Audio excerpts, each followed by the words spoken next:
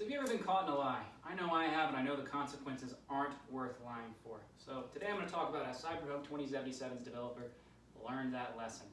And this is notable because there haven't been many video game launches quite as catastrophic as Cyberpunk, so it's worth talking about. And I'm qualified to talk about this because I've played the game about 2.5 times already, and I followed the marketing and post-release news pretty closely. So today we'll talk about CD Projekt Red and Cyberpunk 2077.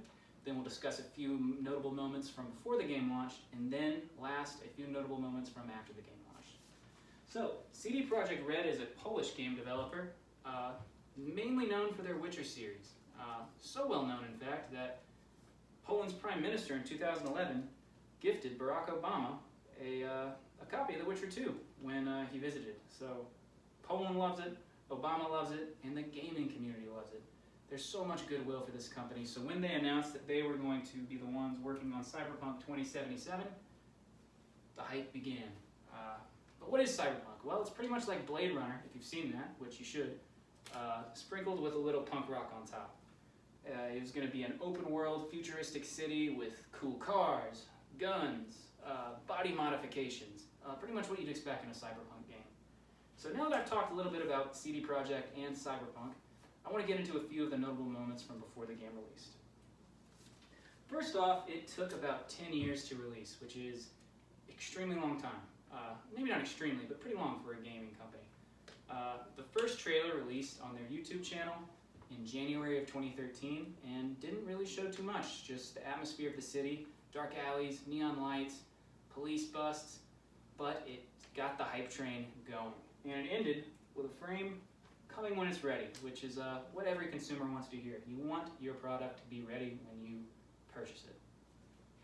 So, then the YouTube channel goes dormant for 6 years until E3 2018, where they release a gameplay reveal that is 48 minutes long.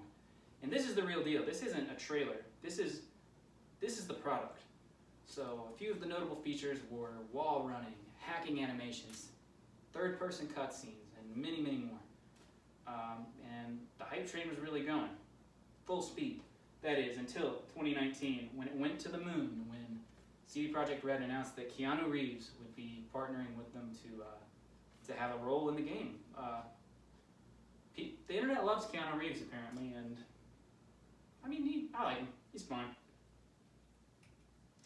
So, come 2020, the game's supposed to release in April, and it ends up being delayed 3 times. April to September, September to November, and then November to December 10th when it finally released. But were they making sure it was ready? Or was there some problems under the hood? We'll find out in the next section. Notable moments after the game release. So it released buggy and glitchy as all get out. This is one of the more notable ones. Play-Doh Man, I call him, because for a game released in 2020, this is unacceptable to many people. But it wasn't just bugs. There was also many performance issues, mainly on the last-gen consoles, PS4 and Xbox One, which most of the people who bought Cyberpunk were playing on. For the first week, it was almost unplayable. So CDPR lied.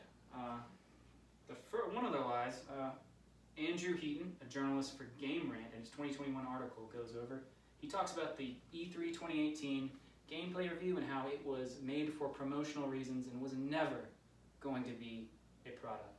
So the whole 48 minutes pretty much was a lie, which I'm still salty about that one. Another one, Andrew Reiner, a Game Informer journalist, in his 2020 article cites that CDPR only released PC review codes, meaning that people who were buying the game on these last-gen consoles didn't even get to see what it would be like before they purchased it, hinting that CDPR knew that their game was undercooked.